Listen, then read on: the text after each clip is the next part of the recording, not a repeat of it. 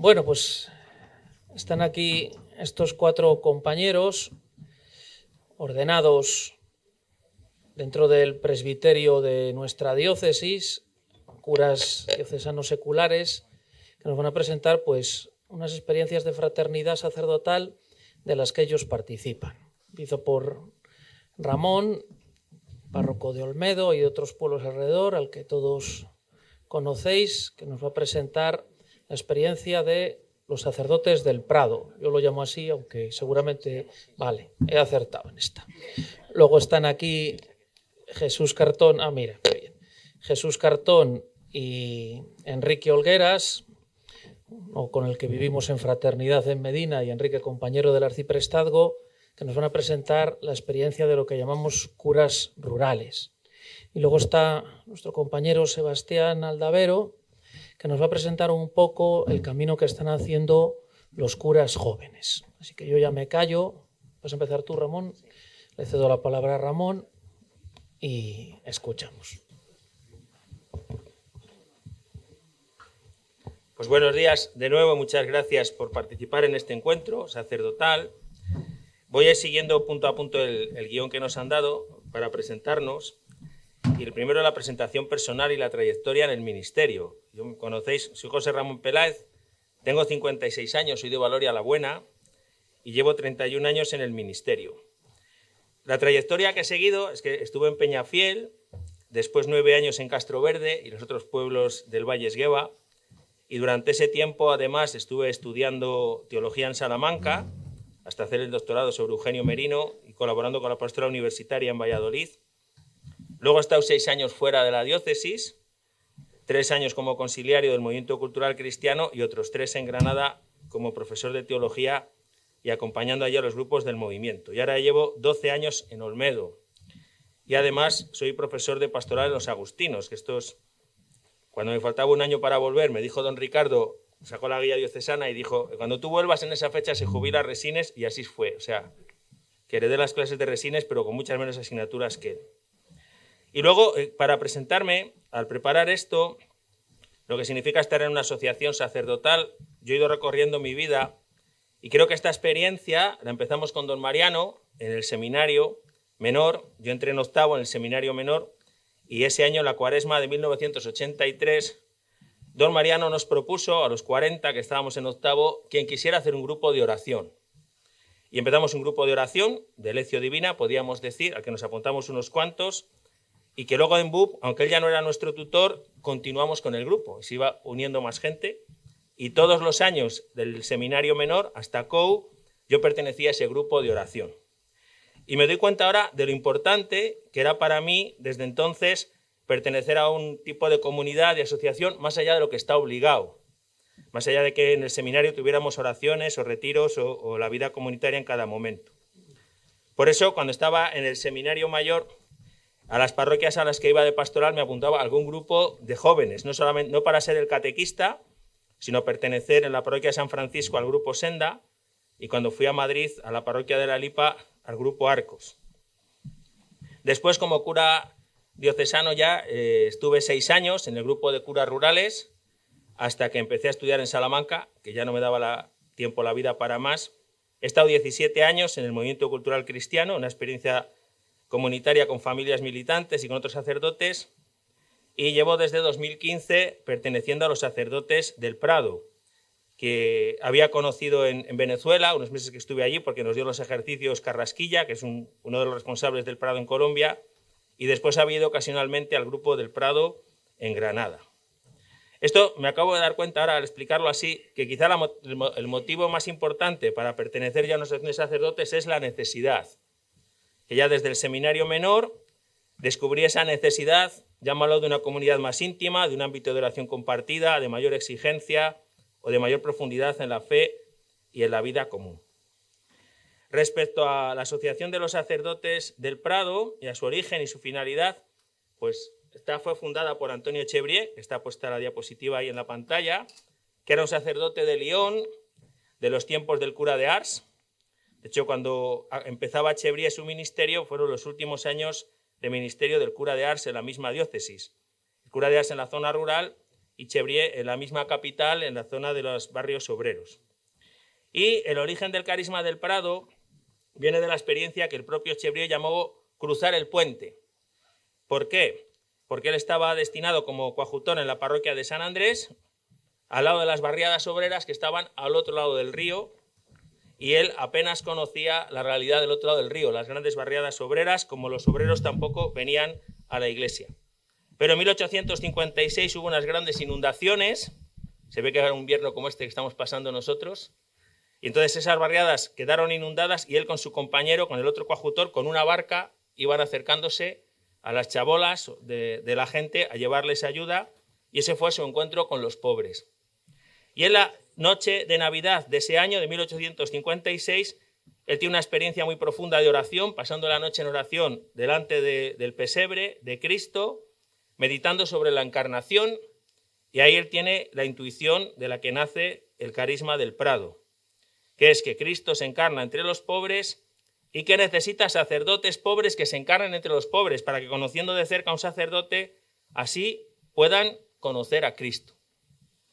Desde esa experiencia de contemplar la encarnación en el pesebre, él, con permiso de su obispo, deja la parroquia de San Andrés y hace una primera experiencia en la ciudad del Niño Jesús, que había fundado un laico vinculado a los franciscanos, que era Camino Roundabout, y después deja esa experiencia de la ciudad del Niño Jesús para fundar el Prado, siempre teniendo en el corazón la idea de que tiene que hacer una fraternidad de sacerdotes pobres para evangelizar a los pobres, para que conozcan en la vida del sacerdote al mismo Cristo, sobre todo a la gente que no se acercaba nunca a una parroquia ni a una escuela, porque incluso les daba vergüenza acercarse a esos lugares por ser tan pobres.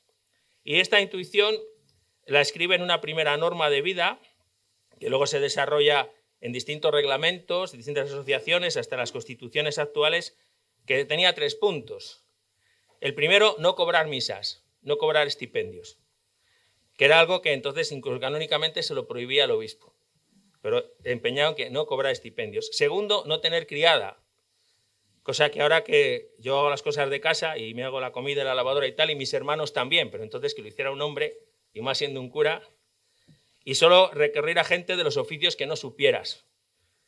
Y lo tercero es dar catequesis todos los días, que en aquel momento en que la liturgia era en latín y apenas se predicaba después de Trento, más que algunos tiempos de Cuaresma y días que estaban estipulados, el explicar el Evangelio, la catequesis todos los días, esa insistencia en el ministerio de la palabra, resultaba también algo revolucionario.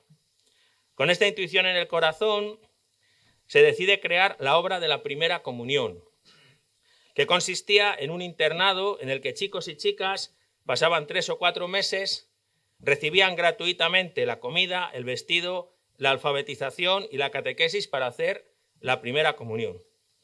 Era una experiencia que se distinguía de lo que había en la diócesis de León, que eran las famosas providencias, donde eran los propios internos, muchas veces huérfanos o niños que sus padres no podían atender, que con su trabajo en las fábricas pagaban la estancia en ese colegio.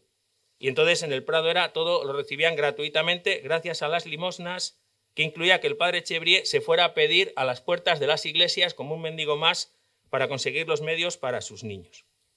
Para conseguir esto, se arriesga a comprar un local que se llamaba El Prado, y de ahí viene el nombre de la asociación. El Prado era en el corazón del barrio de la Guillotière, la zona más pobre de Lyon, un salón de baile, una sala de fiestas, que también se utilizaba prácticamente como un prostíbulo. Y entonces él lo compra para dedicarlo al lugar de catequesis, pero no le cambia el nombre. De tal manera que toda la asociación que funda tiene todavía el nombre que tenía anteriormente para otros usos ese local, y que él plantea que sea de un lugar de corrupción para los pobres a un lugar de promoción y de evangelización. Y en torno a esa obra, que no es su fin, va buscando distintas fraternidades. Surge una congregación religiosa, las Hermanas del Prado, hermanos laicos asociados, y él lleva en el corazón a hacer una fraternidad de sacerdotes, que sean catequistas pobres para los pobres. Y para eso va dando distintos pasos, muy comunes en esa época del siglo XIX y principios del XX, que es hacer preceptorías de latinos, que era la gente que no podía ir a un seminario menor, un cura les enseñaba las asignaturas y los rudimentos para luego suplir el seminario menor y empezar filosofía. Los 4 primeros hermanos que van a ser sacerdotes se forman primero en el seminario de León y luego los manda a estudiar a Roma. Y a partir de ahí surge lo que hoy es la familia del Prado. Los sacerdotes del Prado, con laicos asociados y diáconos permanentes asociados, el Instituto Femenino del Prado y las Hermanas del Prado, que es una congregación religiosa. Esta comunidad no sale de Lyon hasta bien entrado el siglo XX, en que se incorpora a ella un seminarista que le mandan allí a hacer pastoral y luego se queda toda la vida, que es Alfred Ansel, que le conoceréis porque es uno de los obispos más activos en el Concilio Vaticano II, acompañante del apostolado obrero, el mismo obispo obrero en algún momento de su vida, y que consigue que el Prado se convierta en un movimiento sacerdotal a nivel internacional, sobre todo teniendo en Lyon el seminario de Limoges, en el que no solamente estudiaban sacerdotes para el Prado, sino que algunos hacían cursillos largos de formación. Entre otros, allí lo hizo don Ricardo, que nos contaba que en su último año de seminario se fue a hacer un verano de formación a Limoges, al Prado, y que fueron a dedo, y que dormían en las viñas, pasaban la noche durmiendo en las viñas, claro, porque era en verano. Y luego otros compañeros suyos de Ávila que hicieron ese viaje, pues continúan en el Prado, don Ricardo pues ha seguido otros caminos, ¿no? Y muy vinculado desde entonces, tanto a la pastoral obrera, como a la JOC, a la ACO, a la OAC en España, o a la misión en los países pobres como sacerdotes Fidei Donum. Y luego el último, digamos, hito en la fundación del Prado es con Antonio Bravo, que es un sacerdote español, que fue 12 años responsable del Prado en la época de Juan Pablo II, y es cuando se hacen las actuales constituciones, de acuerdo al Código de 1983, y se constituye como instituto secular, y es la beatificación del padre Chevrier de 1986. Bueno, ¿quiénes somos en Valladolid?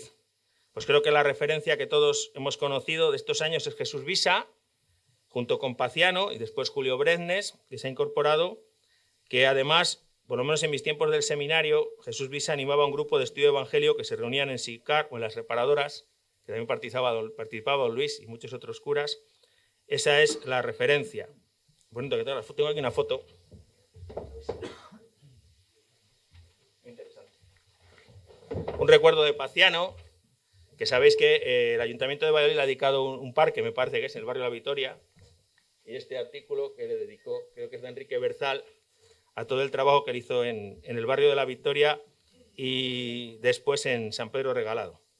Bueno, a día de hoy, la realidad del Prado, en la diócesis de Valladolid somos 2 sacerdotes con compromiso permanente del Prado, que es Julio Breznes y un servidor, y un diácono permanente, que es Patricio, que formamos equipo con otros 3 sacerdotes pradosianos de la diócesis de Palencia, que son Tirso, Rafa y Ubilio, que a Rafa le conocéis porque pertenece al grupo de los curas rurales. En España somos unos 120 sacerdotes y también 6 hermanas del Instituto Femenino del Prado, y estamos presentes en diócesis de Galicia, el País Vasco, Aragón, Cataluña, Valencia, Andalucía, Madrid y Castilla-La Mancha. Y el primer sacerdote pradosiano de España, que también le conocí los mayores, fue Felipe Fernández Alía. Y en el mundo, pues la sede está en Lyon, donde está la Casa Madre. Estamos en Europa, en Francia, en España, Italia, Portugal y Bélgica. En América, en México, Brasil, Colombia, se está iniciando en Venezuela. Hay una realidad muy grande, la más numerosa y más joven, que es en Vietnam, porque fue evangelizado por franceses, y en Corea del Sur. Y luego, en mayo, va a hacer el compromiso el primer pradosiano de Mongolia, que, como dice el responsable general, que ahora que es un cura de Ávila, que es Diego Martín Peñas, la realidad más importante del Prado es la de Mongolia, porque el 50% de los curas diocesanos son del Prado. Porque la diócesis de Mongolia, además de que su obispo es cardenal, tiene solo 2 curas diocesanos, uno es del Prado y otro no, fundados por misioneros coreanos. Y luego pues hay realidades que se están iniciando en África y en Madagascar. Bueno, ¿cuál es la forma que ofrece de vivir la espiritualidad y la misión a los presbíteros? Bueno, la intuición de Antonio Chevrier es que un sacerdote, lo primero de todo, es un discípulo de Cristo. Por eso el libro que recoge sus escritos espirituales se titula así, El verdadero discípulo, porque él quiere sacerdotes que sean realmente alter Christus. Alter Christus no solo, según la teología de la época, que es otro lenguaje, no solo por los poderes, era el poder de consagrar, de perdonar y de mandar en la Iglesia, sino por las virtudes. O sea, porque se interioriza la misma manera de ser de Cristo a través de un seguimiento cercano a Jesús, como el que él pidió a los primeros discípulos. Entonces decía, seguir más de cerca al Señor Jesús. Esa es su intuición. Dice, la Iglesia está llena de muy buenos sacerdotes. Es necesario sacerdotes que se planteen ser santos, que se planteen ser verdaderos discípulos de Jesús. Y para eso, un poco al estilo de Santa Teresa, que dice solo Dios basta, pues él plantea 3 todos, que es lo que resume su propuesta de espiritualidad. Dice, conocer a Jesucristo lo es todo. O sea, la vida contemplativa de la vida de Jesús a través del Evangelio es la principal tarea, el principal trabajo del sacerdote. Tener el Espíritu de Jesús lo es todo. O sea, dejarse guiar por el mismo Espíritu que ungió a Jesús para evangelizar a los pobres es todo. Y anunciar el Evangelio a los pobres, esta preferencia de los pobres en la tarea de dar catequesis, es el centro de la vida del sacerdote. Lo que plantea es sobre todo una mística, una espiritualidad propia del cura diocesano. Fijaros que un siglo después, todas estas intuiciones son parte de nuestra identidad porque así están recogidas en el concilio, especialmente en Presbyterorum Ordinis. Por eso el Prado no tiene ni un método propio de apostolado, no tiene obras propias, no tiene una manera propia de hacer la pastoral, la parroquia, la catequesis, sino que sobre todo es una espiritualidad, que tiene como centro al mismo Cristo. Él, para explicarlo, en uno de los lugares de retiro que hacía en Lyon, que era una antigua cuadra, ¿no?, en un lugar que se llama Saint-Fond, dibujó en las paredes todo cómo entiende él que es un sacerdote. A ver si lo tengo aquí. Este es el texto, este es el lugar. Si veis en la foto, en el lugar hay 3 paredes. En la del medio está la puerta de la capilla, donde está el sagrario. Por eso está distribuido así el dibujo. Y entonces ahí lo que plantea es: el sacerdote es alter Christus, y luego pone la frase de Juan 13, os he dado ejemplo para que hagáis vosotros lo mismo. Resume todo el misterio de Cristo en 3 pasos. El pesebre, que significa la pobreza de Cristo, la cruz, que es los sufrimientos de Cristo, que se entrega por nosotros, y el tabernáculo o el sagrario, que es Cristo glorificado, que está presente entre nosotros en la Eucaristía. Y entonces dice, como su Señor, el sacerdote tiene que ser un hombre despojado, un hombre crucificado, un hombre comido. Y luego el texto, que está en francés en la pared, la traducción en español es este, ¿no? Os he dado ejemplo para que lo que he hecho con vosotros, vosotros también lo hagáis. El pesebre es la pobreza, un sacerdote pobre y humilde, pobre en la vivienda, en el vestido, en el alimento, en los bienes, en el trabajo, en el servicio, humilde de espíritu, de corazón, ante Dios, los hombres, sí mismo. Cuanto más pobre se es y más uno se humilla, más se glorifica a Dios y más uno se hace útil al prójimo, porque el sacerdote es un hombre despojado. La cruz es la muerte a sí mismo, que es morir al propio cuerpo, al propio espíritu, a la propia voluntad, a la propia fama, a la propia familia y al mundo. Inmolarse en el silencio, la oración, el trabajo, la penitencia, el sufrimiento y la muerte. Cuanto más se muere, más vida se tiene, más se da la vida. El sacerdote es un hombre crucificado. Y lo último, la Eucaristía, que es la caridad pastoral, que es dar su cuerpo, dar su espíritu, su tiempo, sus bienes, su salud, su vida, y dar la vida por su fe, su doctrina, sus palabras, su oración, sus poderes, sus ejemplos. Y hacerse buen pan para los demás. El sacerdote es un hombre comido. Sí, esta expresión de hacerse buen pan es la que resume la caridad pastoral.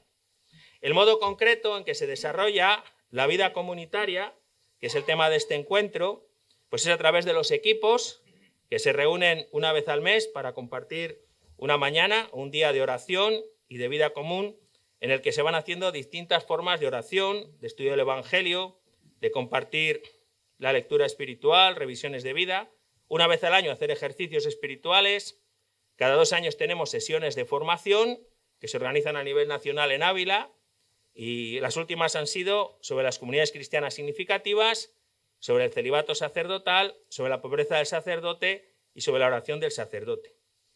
Y luego tenemos una formación inicial de 2 años que culmina con un compromiso temporal por 5 años y el compromiso permanente en el Prado de por vida, que se hace al final de ese periodo de formación. Lo que más aporta a la vida del sacerdote, desde mi punto de vista, es una experiencia sobre todo contemplativa.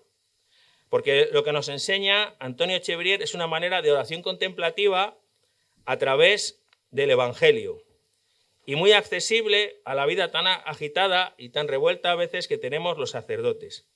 Es un método de oración muy sencillo que se llama Estudio de Jesús en los Evangelios, que consiste en leer un texto del Evangelio con papel y boli delante, haciéndole una pregunta a Jesús, estudiando cómo Jesús actúa, con qué espíritu se mueve Jesús, cómo Jesús evangeliza a los pobres. Yo me hago una pregunta concreta y voy escribiendo, según leo el Evangelio, lo que encuentro que Jesús hace respecto a eso.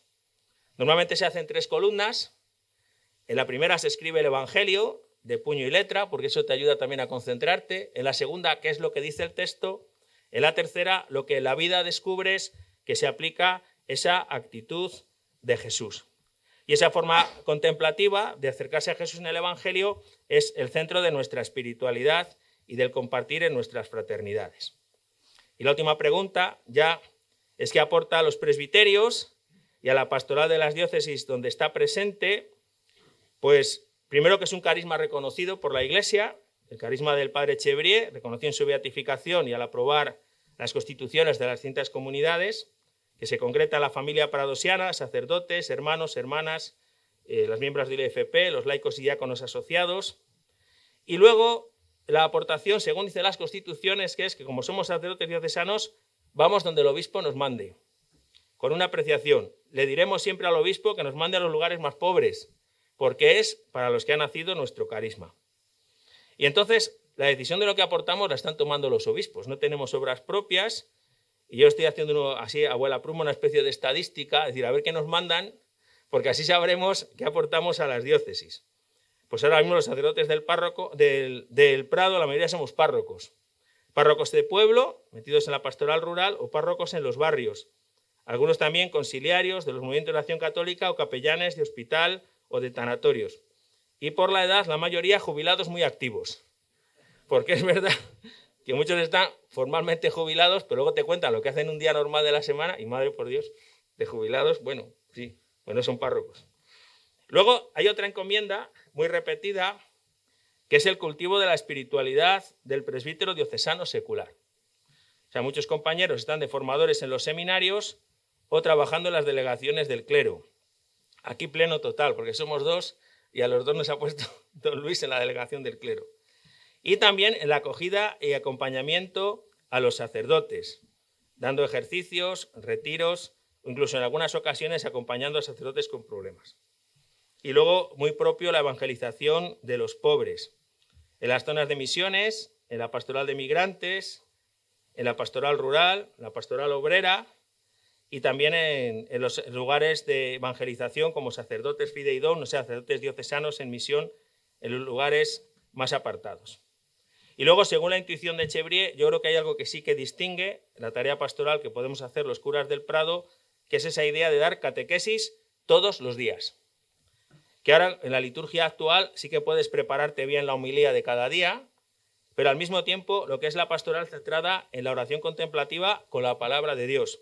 El tener grupos de estudio de evangelio o de lección divina, la formación en la acción católica o la lectura de la Biblia con los emigrantes o vida ascendente, todos estos grupos en que se invita a los cristianos a vivir la santidad desde la contemplación de Cristo. Y lo último ya es ¿qué me aporta a mí? Pues yo, para responder a esta pregunta de qué me aporta a mí, me he acordado de una cita histórica de Alfredo Velasco, que ahora lo repiten hasta el Papa, o sea, ha tenido mucho éxito, que es cuando dijo en una mesa redonda parecida a esta a don José, no dé por supuesto que los curas tenemos fe. Que a mí, yo era seminarista entonces, me quedé un poco así. Y claro, es verdad, o sea, si al final los medios que te ofrece el Prado, pues te los ofrece ya ser cura diocesano. Digo, sí, y a mí quién me tira de las orejas para recordármelo. Que no abandone la oración personal, que no abandone la vida de equipo, que no haga pereza de ir a los encuentros diocesanos, que no deje de formar a la gente.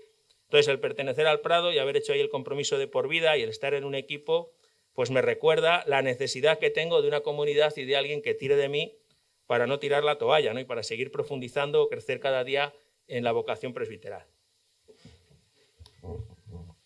Bueno, pues pasamos la palabra ahora a Enrique y a Jesús, que nos van a hablar de esta experiencia de los curas rurales. Tenemos 20 minutos, no sé cómo os lo habéis repartido, pero bueno, por ajustarnos y que luego haya un tiempo para el diálogo.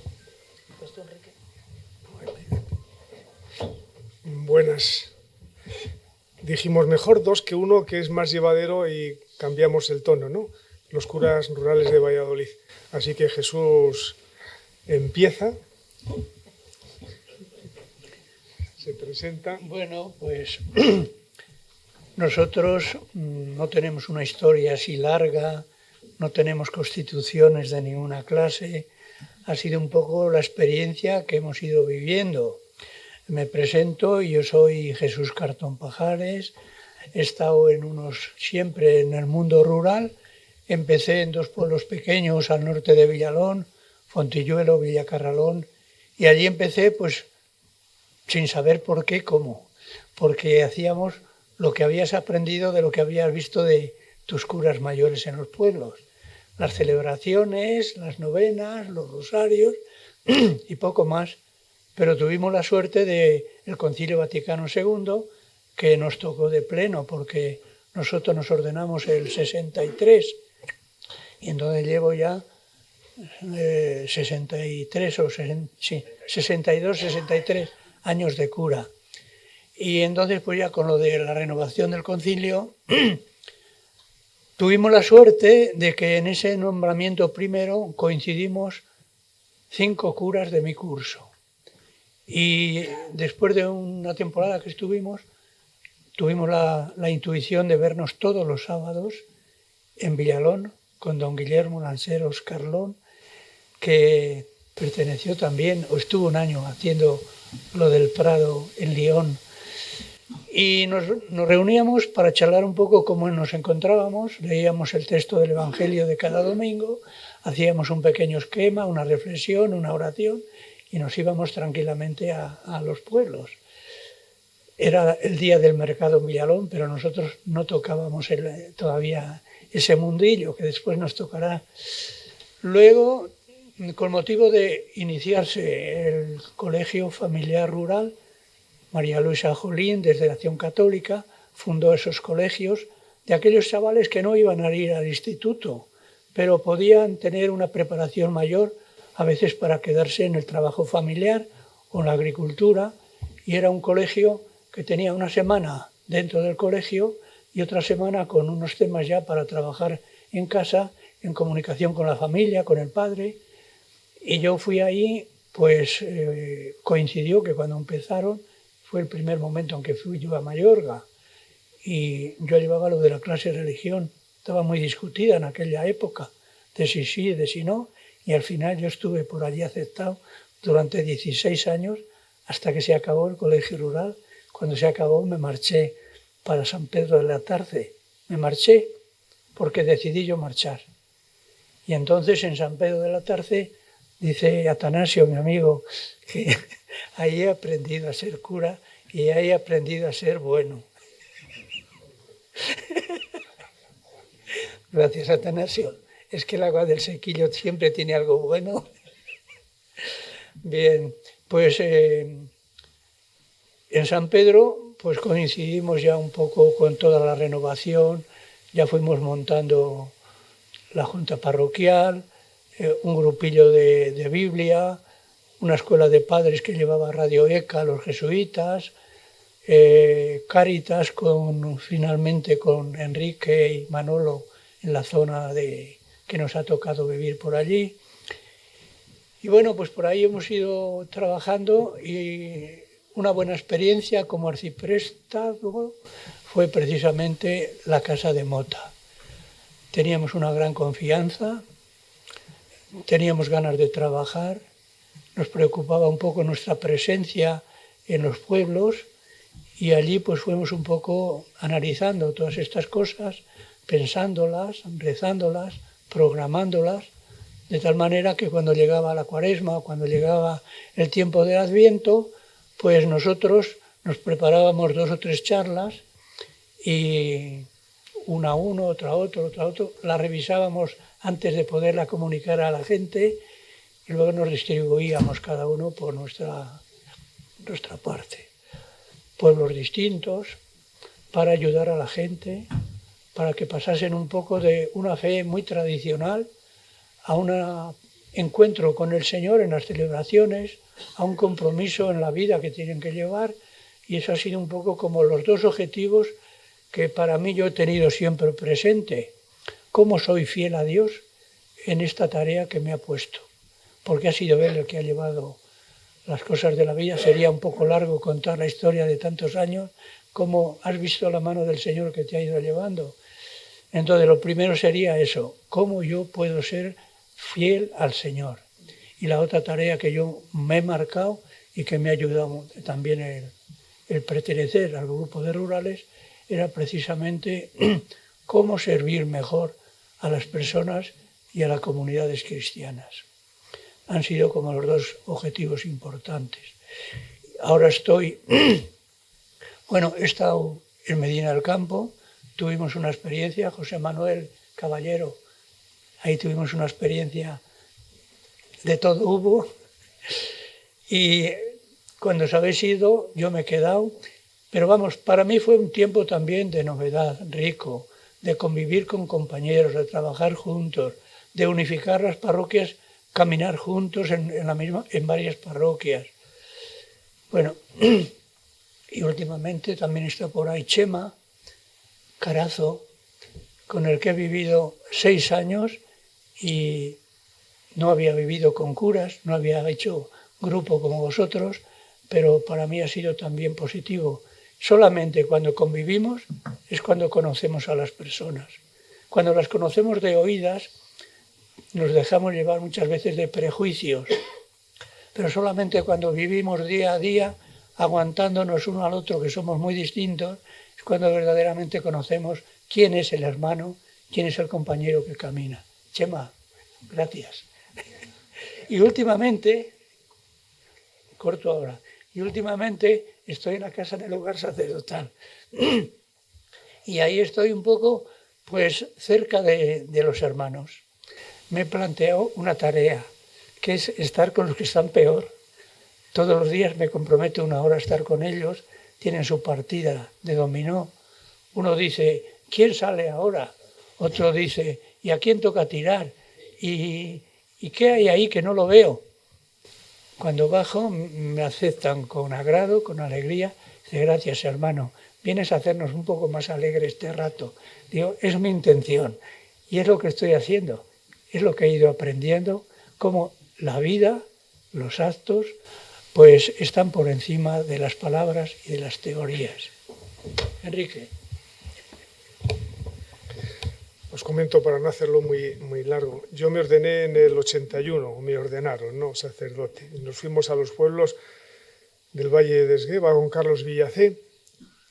Luego también estuve viviendo por allí con José Miguel Ampudia y Antonio Verdugo. Ahí vivíamos juntos, ¿no? Nos llamamos equipos, porque desde el seminario teníamos la intención de vivir juntos. Y entonces don José pues lo respetó esa idea y nos mandaba de 2 en 2 a varios sitios, ¿no? Vivíamos en equipos. Luego después se llamaban fraternidades.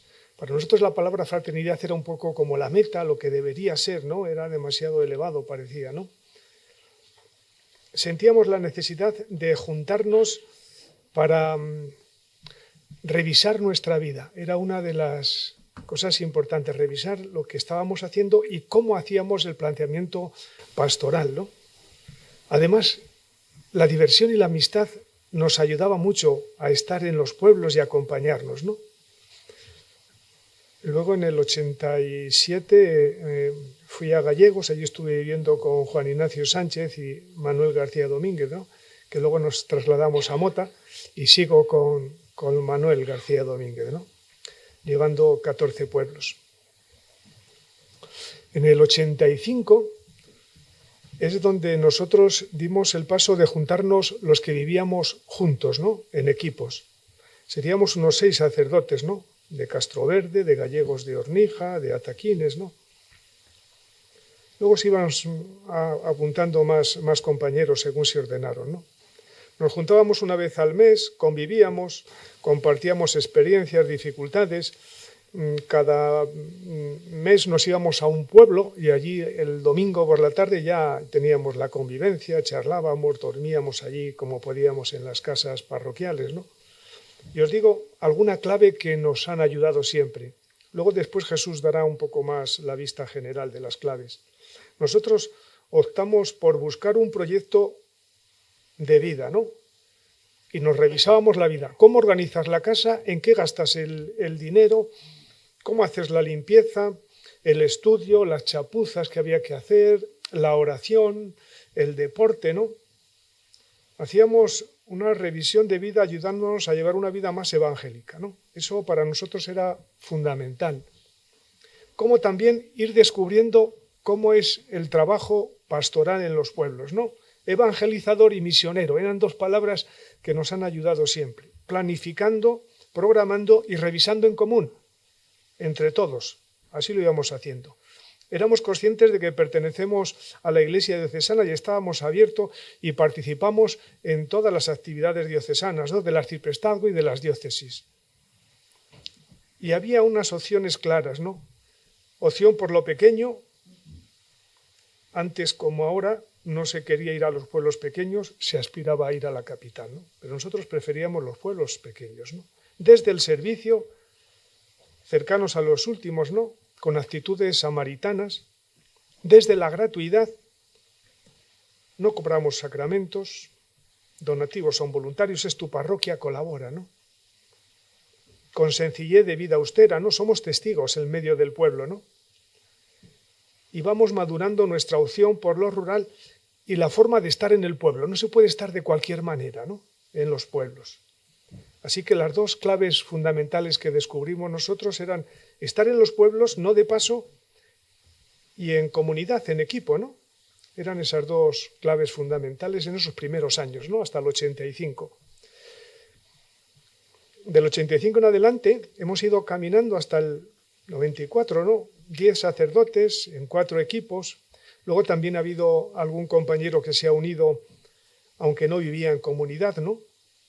Pero participábamos y compartíamos esta pastoral rural que íbamos llevando, ¿no?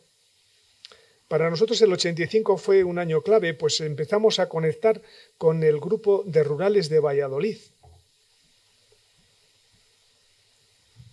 Y entonces nos dimos cuenta de que teníamos muchas cosas en común.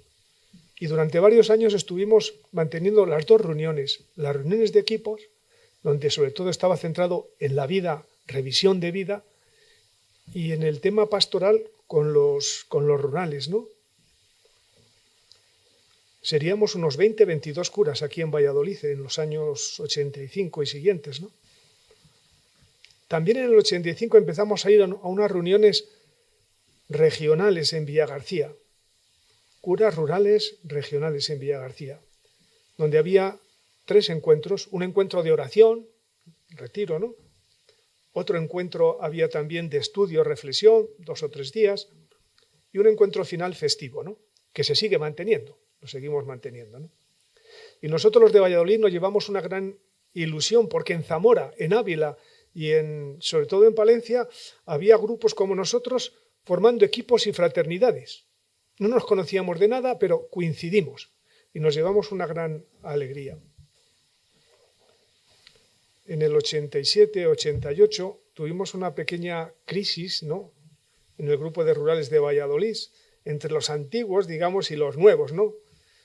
Por no aceptar los distintos ritmos pastorales de cada uno, ¿no? Había alguno que quería imponer más cosas, ¿no? Por mantener apuestas o acentos pastorales diferentes, misionero, cristiandad, fraternidad, evangelización, deficiencias también en la asistencia, en la preparación o el interés de las reuniones, ¿no?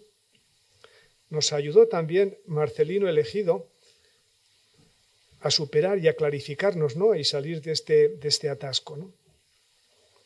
Y en el 94 dejamos las reuniones ya de equipos y nos centramos en las de rurales. La mayoría de los antiguos rurales ya no estaban, ¿no?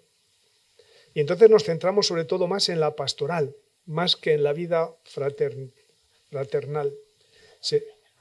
Seríamos unos 15 o 17 compañeros. Bueno, vamos a la actualidad para que...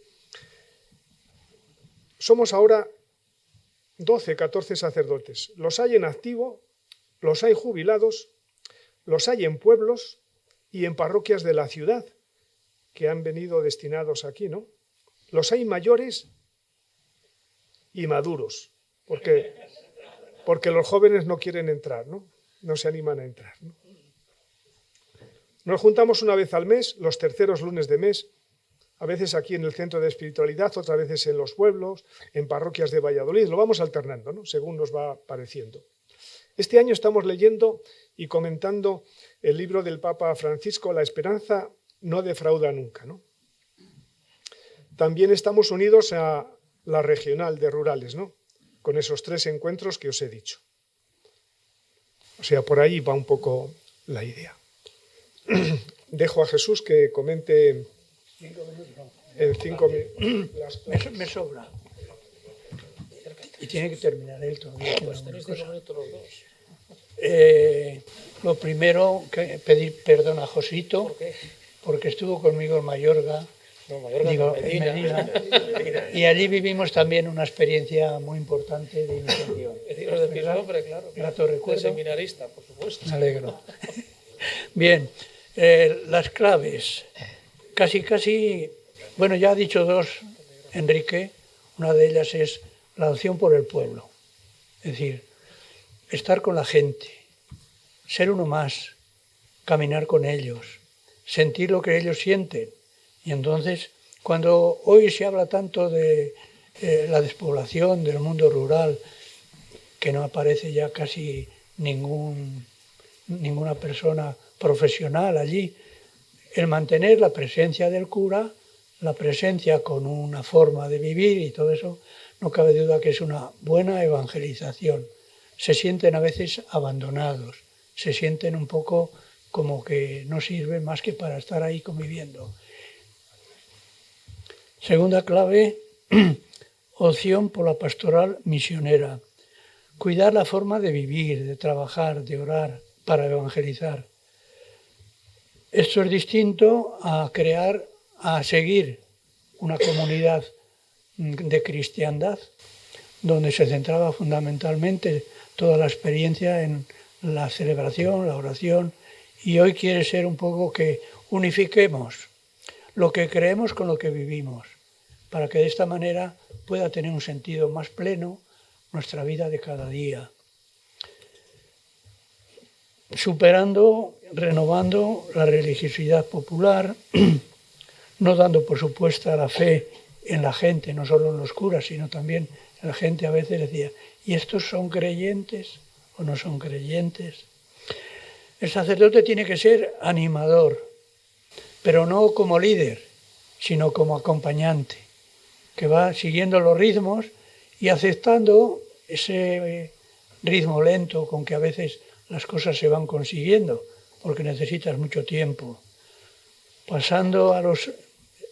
Iniciando la tarea de los laicos en la comunidad cristiana, para que no sean solamente los que ayudan al sacerdote, sino que sean responsables y corresponsables de la comunidad cristiana.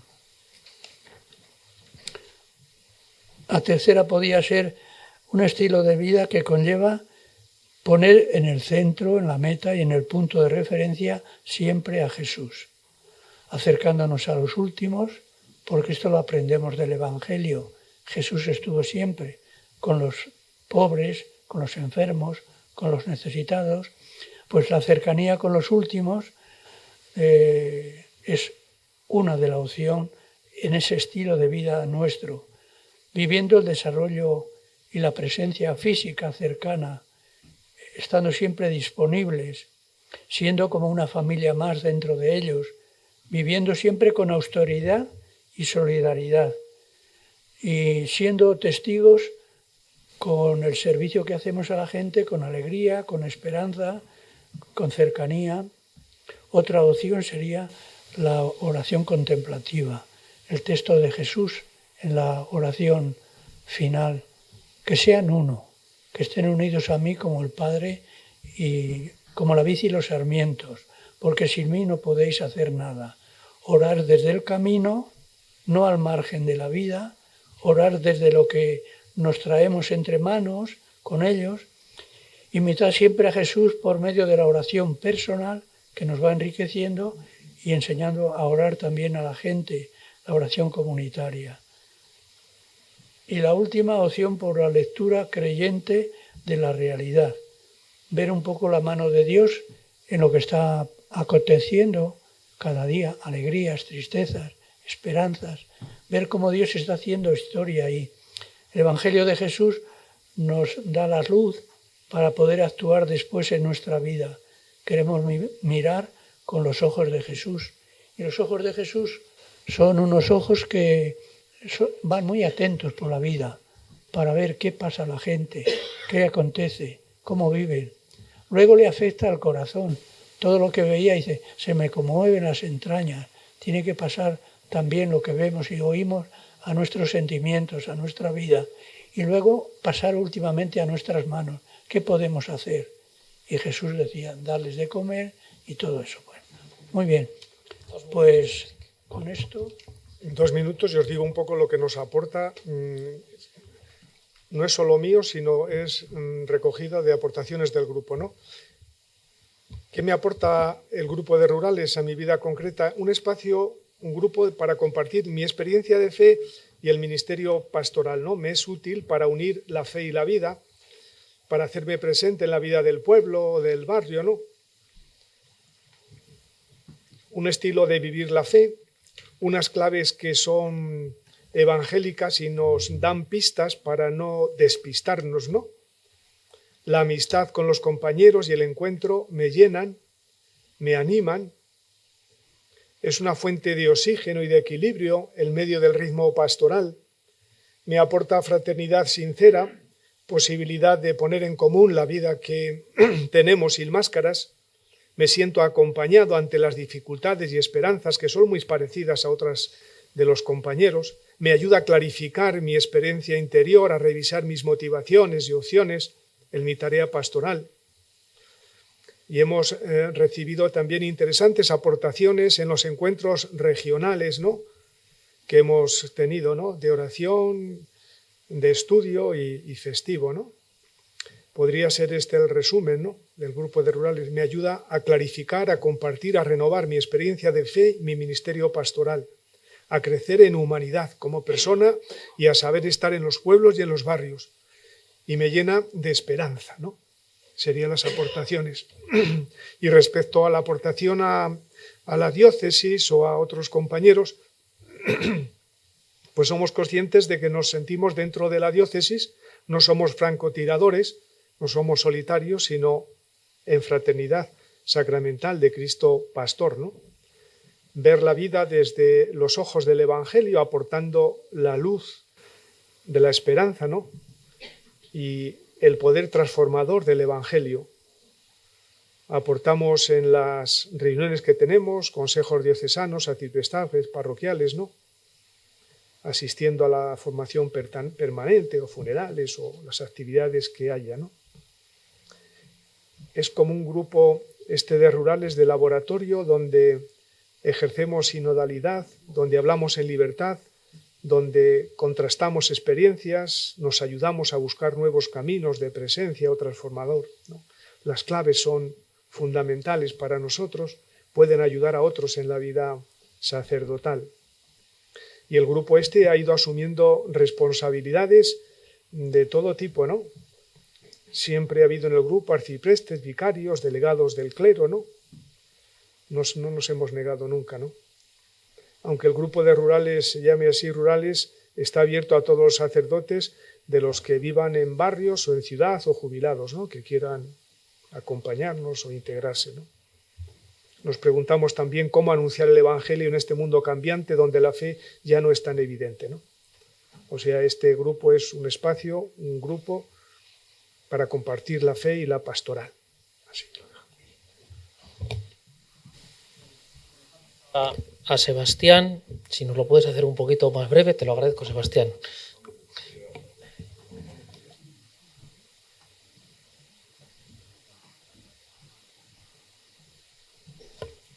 Sí, pues nada, que yo soy el último en hablar y desde mi experiencia personal, bueno, yo llevo en Valladolid 22 años y he sido párroco en Tierra de Campos, en 5 pueblos. Al final de esa época breve cogí 2 pueblos más, que eran Melgar de Arriba y Melgar de Abajo, porque había una necesidad.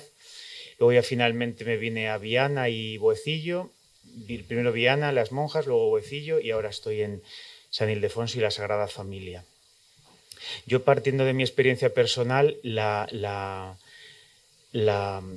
situación más fraterna que he vivido y más intensa y más fuerte ha sido vivir un año en la comunidad del Cenáculo. El que entonces era mi rector, un tal Argüello, con respeto, vio conveniente, yo no lo vi en ese momento, pero luego comprendí pues, que había cosas que había que limar y que podría ser una experiencia muy bonita. Entonces, para mí fue una prueba de fuego vivir con 66 medio yonquis y conmigo 67 de todas las partes del mundo. En la habitación éramos 16 y durante un año vivir intensamente eso es como un resumen de lo que se viviría en un seminario durante 6 a lo mejor, ¿no?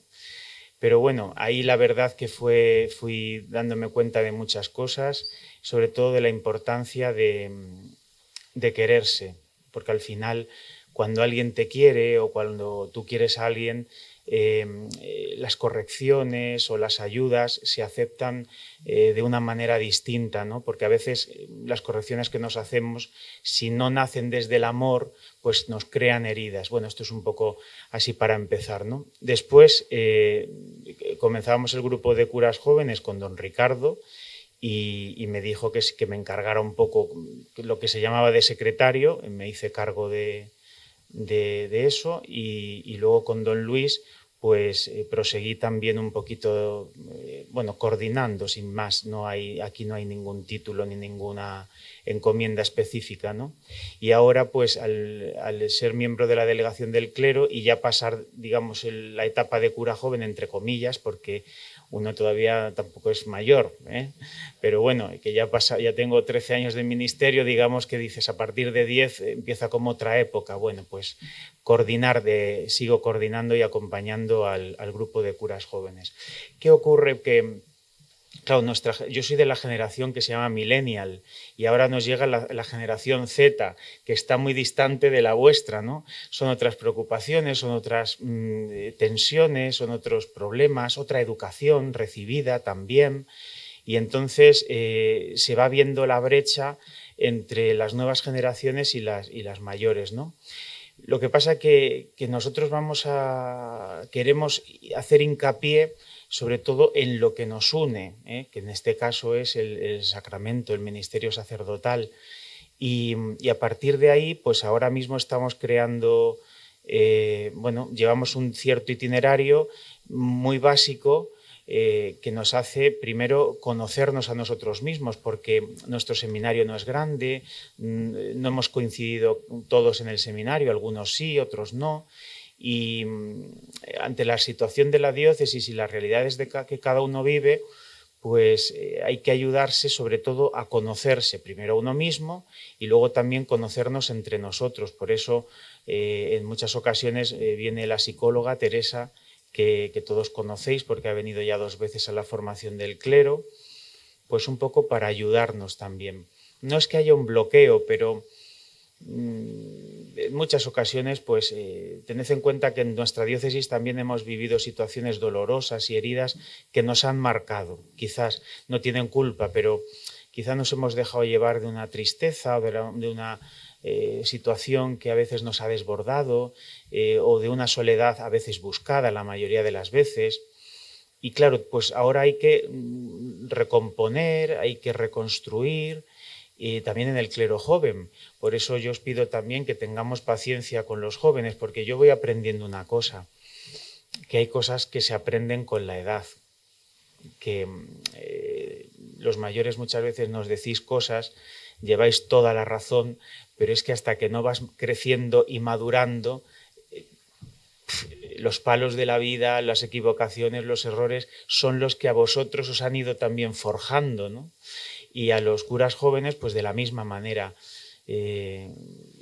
Quizás nos falta, somos un poco blandos, es una generación distinta, y no sé si decir nos falta mano dura, no lo sé, pero sí que es cierto que nos falta pues acompañamiento y nosotros procuramos que los curas jóvenes al menos sientan que la Iglesia está presente con ellos, que haya un entorno para ser escuchados y para desbloquearse los problemas que cada uno tenemos. Y luego aparte también la experiencia que me parecía muy interesante, la que estamos haciendo, llevamos ya varios años haciéndolo, el poder reunirnos los sacerdotes fuera de los contextos de formación, de lo más obligado, digamos, ¿no?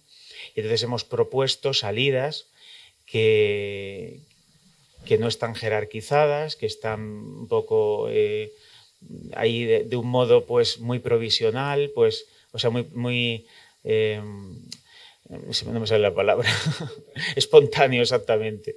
Y entonces lo que sí que intentamos es recorrer los pueblos de la diócesis por dos motivos. Primero, para conocer la diócesis. Tres, para conocer la diócesis, para conocer al sacerdote que nos recibe y también para confraternizar entre nosotros. Y yo creo que ha sido un éxito, porque yo creo que el día que menos nos hemos juntado han sido 15 sacerdotes y el día que más hemos estado han sido 30. Hemos visitado Mayorga, hemos visitado Medina de Río Seco, hemos visitado Alaejos.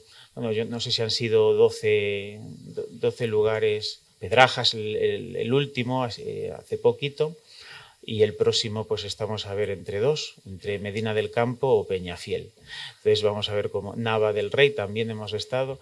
Y bueno, yo creo que estos encuentros, que son, como digo, espontáneos, pues nos pueden ayudar a todos, porque ahí no hay nadie que mande, nadie que diga, es una comida que hacemos, es una visita, que el sacerdote que está ahí pues se ocupa de llevarnos, de guiarnos, de enseñarnos lo que él crea conveniente. Tenemos un ratito de oración y un diálogo sencillo y acabamos la jornada. Y bueno, pues esto es desde mi experiencia, que es un poco la más pobre de todas las de esta mesa, pues la que yo puedo aportar también para nuestro presbiterio.